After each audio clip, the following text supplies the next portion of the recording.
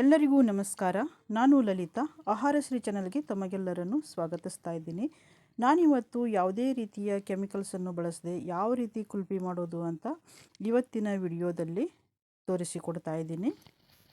ಒಂದು 3 ಇಂಗ್ರೀಡಿಯೆಂಟ್ಸ್ ಇದ್ದರೆ ಸಾಕು, ನಾವು ಈ ಕುಲ್ಫಿಯನ್ನು ಆರಾಮಾಗಿ ಸುಲಭವಾಗಿ ಮಾಡ್ಕೋಬಹುದು. ಹಾಗಿದ್ರೆ ಬನ್ನಿ ಈ ಕುಲ್ಫಿ ಮಾಡೋದು ಹೇಗೆ ಅಂತ ನೋಡೋಣ.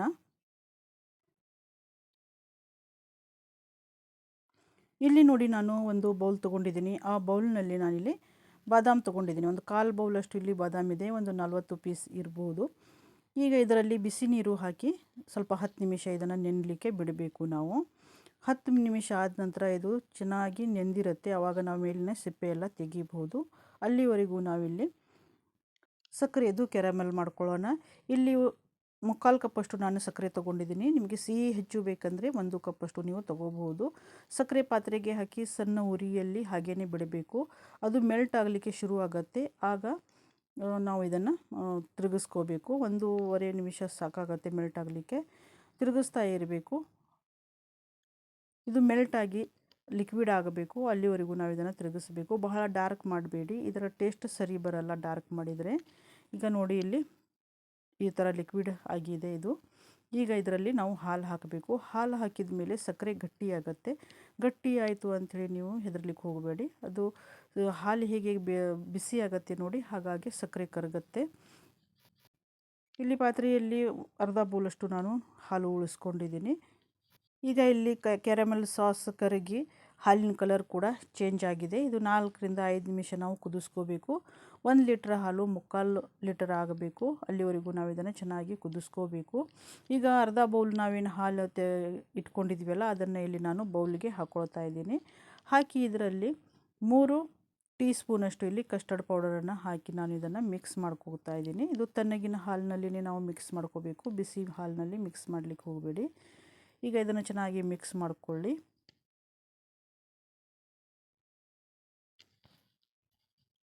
ಇವಾಗ ಇಲ್ಲಿ ಇದು ಮಿಕ್ಸ್ ಆಗಿದೆ. ಈಗ ಇದನ್ನು ಪಕ್ಕಕ್ಕೆ ಇಡೋಣ. ಈಗ ನಾವೇನು ಬಾದಾಮಿ ನೆನೆಲಿಕ್ಕೆ ಇಟ್ಟಿದ್ವಲ್ಲ ಬಿಸಿ ನೀರಿನಲ್ಲಿ, ಇಲ್ಲಿ ಚೆನ್ನಾಗಿ ನೆಂದಿದೆ ಕೂಡ. ಈಗ ಇದ್ರ ಮೇಲಿನ ಸಿಪ್ಪೆ ಎಲ್ಲ ತೆಗೆದು ನಾವು ರೆಡಿ ಮಾಡ್ಕೋಬೇಕು. ಎಲ್ಲ ಸಿಪ್ಪೆನೂ ಇದೇ ರೀತಿಯಲ್ಲಿ ಬಿಡಿಸ್ಕೊಳ್ಳಿ. ಇವಾಗ ನೋಡಿ, ಬಾದಾಮಿ ಸಿಪ್ಪೆ ಎಲ್ಲ ತೆಗೆದು ನಾನು ಇಲ್ಲಿ ಮಿಕ್ಸಿ ಜಾರ್ನಲ್ಲಿ ಹಾಕ್ಕೊಳ್ತಾ ಇದ್ದೀನಿ. ಇಲ್ಲಿ ಗೋಡಂಬಿ ಒಂದು 20 ತೊಗೊಂಡಿದ್ದೀನಿ.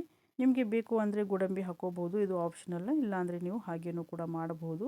ಇದರಲ್ಲಿ ನೀವು ಹಾಲು ಕೂಡ ಹಾಕಿ ಗ್ರೈಂಡ್ ಮಾಡ್ಕೋಬಹುದು, ಇಲ್ಲಾಂದರೆ ನೀರಿನಲ್ಲಿನೂ ಕೂಡ ನೀವು ಇದನ್ನು ಮಿಕ್ಸಿ ಮಾಡ್ಕೋಬಹುದು.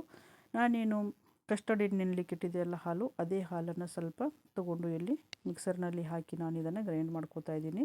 ಇಲ್ಲಿ ನೋಡಿ, ನಾನು ಪೇಸ್ಟ್ ಮಾಡ್ಕೊಂಡಿದ್ದೀನಿ, ಡ್ರೈ ಫ್ರೂಟ್ಸನ್ನು ಪೇಸ್ಟ್ ಮಾಡ್ಕೊಂಡಿದ್ದೀನಿ. ನಿಮಗೆ ಇದರಲ್ಲಿ ಬೇಕು ಅಂದರೆ ಪಿಸ್ತಾನೂ ಕೂಡ ಸೇರಿಸಬಹುದು. ಇವಾಗ ಇಲ್ಲಿ ನೋಡಿ, ಹಾಲು ಕೂಡ 3/4 ಭಾಗದಷ್ಟು ಹಾಲು ಇಲ್ಲಿ ಬಿಸಿಯಾಗಿದೆ. ಈಗ ಇದರಲ್ಲಿ ನಾವೇನು ಪೇಸ್ಟ್ ಮಾಡ್ಕೊಂಡಿದ್ವಿ ಬಾದಾಮ್ ಮತ್ತು ಗೋಡಂಬಿ, ಅದನ್ನು ಇಲ್ಲಿ ಹಾಕ್ಕೊಳ್ತಾ ಇದ್ದೀನಿ ಹಾಲಿನಲ್ಲಿ. ಹಾಕಿದ ತಕ್ಷಣ ನಾವು ಇದನ್ನು ಮಿಕ್ಸ್ ಮಾಡ್ಕೋಬೇಕು. ಇವಾಗ ಇದನ್ನು ಇಲ್ಲಿ ಮಿಕ್ಸ್ ಮಾಡ್ಕೊಳ್ತಾ ಇದ್ದೀನಿ. ಚೆನ್ನಾಗಿ ಇದು ಮಿಕ್ಸ್ ಮಾಡ್ಕೋಬೇಕು.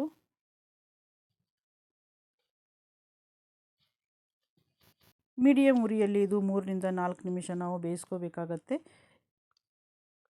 ಈಗ ಇಲ್ಲಿ ಕಸ್ಟರ್ಡ್ ಏನು ನಾವು ಮಿಕ್ಸ್ ಮಾಡ್ಕೊಂಡಿದ್ದೀವಲ್ಲ, ಅದನ್ನು ಕೂಡ ಇಲ್ಲಿ ಹಾಕ್ತಾ ಇದ್ದೀನಿ. ಒಂದು ಸಲ ಇದನ್ನು ಚೆನ್ನಾಗಿ ಮಿಕ್ಸ್ ಮಾಡಿಕೊಳ್ಳಿ. ಮಿಕ್ಸ್ ಮಾಡಿಕೊಂಡು ಆಮೇಲೆ ಹಾಲಿಗೆ ಸೇರಿಸಿ. ಒಂದು ಕಡೆಯಿಂದ ಕಸ್ಟರ್ಡ್ ಹಾಕಬೇಕು, ಇನ್ನೊಂದು ಕಡೆಯಿಂದ ನಾವು ಇದನ್ನು ತಿರುಗಿಸ್ತಾ ಇರಬೇಕು.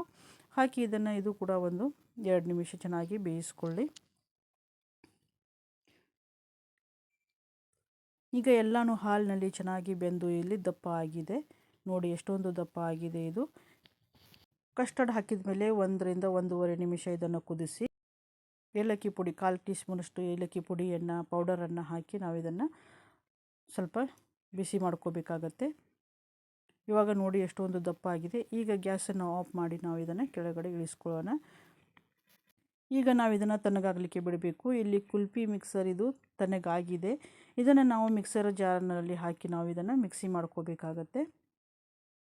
ಇದರಲ್ಲಿ ನೀವು ಬೇಕಿದ್ರೆ ಹಾಲಿನ ಕೆನೆಯನ್ನು ಕೂಡ ಸೇರಿಸಬಹುದು. ಇದು ಆಪ್ಷನಲ್. ಹಾಲಿನ ಕೆನೆ ಇದ್ದರೆ ಸೇರಿಸ್ಕೊಳ್ಳಿ, ಇಲ್ಲಾಂದರೆ ಹಾಗೇನೂ ಕೂಡ ನೀವು ಮಾಡಬಹುದು.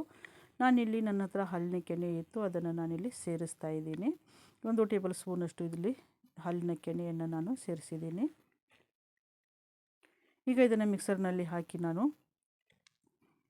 ತಗೊಂಡಿದ್ದೀನಿ. ಇವಾಗ ನೋಡಿ ಎಷ್ಟು ದಪ್ಪ ಇತ್ತು. ಈಗ ಮಿಕ್ಸರ್ನಲ್ಲಿ ಹಾಕಿದ ಮೇಲೆ ಎಷ್ಟು ತೆಳ್ಳಗಾಗಿದೆ. ಈಗ ಇದನ್ನು ನಾವು ನಿಮ್ಮ ಹತ್ರ ಕುಲ್ಫಿ ಮೋಡ್ ಇದ್ದರೆ ಮೋಡ್ನಲ್ಲಿನೂ ಹಾಕ್ಬೋದು. ಇಲ್ಲಾಂದರೆ ಟೀ ಕುಡಿಯೋ ಕಪ್ ಲೋಟ ಇರುತ್ತೆ ನೋಡಿ, ಆ ಲೋಟದಲ್ಲಿನೂ ಕೂಡ ನೀವು ಹಾಕಿ ಮಾಡ್ಕೋಬೋದು. ಇಲ್ಲಾಂದರೆ ಈ ಥರ ಕಪ್ ಇದ್ದರೆ ಕಪ್ಗಳಲ್ಲಿನೂ ಕೂಡ ನೀವು ಹಾಕಿ ಕುಲ್ಫಿಯನ್ನು ಮಾಡ್ಕೋಬೋದು. ಮೋಡ್ ಇಲ್ಲ ಅಂಥೇಳಿ ನಾವು ಕುಲ್ಫಿಯನ್ನು ಮಾಡದೆ ತಿನ್ನದೇ ಇರಲಿಕ್ಕಾಗಲ್ಲ. ಈ ರೀತಿಯಾಗಿ ಮಾಡಿಕೊಂಡು ನಾವು ತಿನ್ನಬಹುದು. ಈಗ ಇಲ್ಲಿ ಎಲ್ಲ ಕಪ್ಗಳಲ್ಲಿನೂ ನಾನು ಇದನ್ನು ಕುಲ್ಫಿ ಮಿಕ್ಸರನ್ನು ಹಾಕ್ತಾಯಿದ್ದೀನಿ.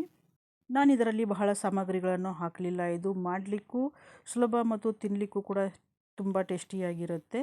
ಈಗ ನೋಡಿ ಇಲ್ಲಿ ಎಲ್ಲ ಕಪ್ಗಳಲ್ಲಿ ನಾನು ಹಾಕಿದ್ದೀನಿ. ಇದರ ಮೇಲೆ ಬಟರ್ ಪೇಪರನ್ನು ಹಾಕಿ ನಾನು ಒಂದು ರಬ್ಬರ್ ಬ್ಯಾಂಡನ್ನು ಹಾಕಿ ಇದನ್ನು ಕವರ್ ಮಾಡ್ತಾಯಿದ್ದೀನಿ. ಇದು ಯಾಕೆ ಮಾಡಬೇಕಂದ್ರೆ ಐಸ್ ಕ್ರಿಸ್ಟಲ್ ಬರದೇ ಇರಲಿ ಅಂತ ನಾನು ಈ ರೀತಿಯಾಗಿ ಮಾಡ್ತಾಯಿದ್ದೀನಿ.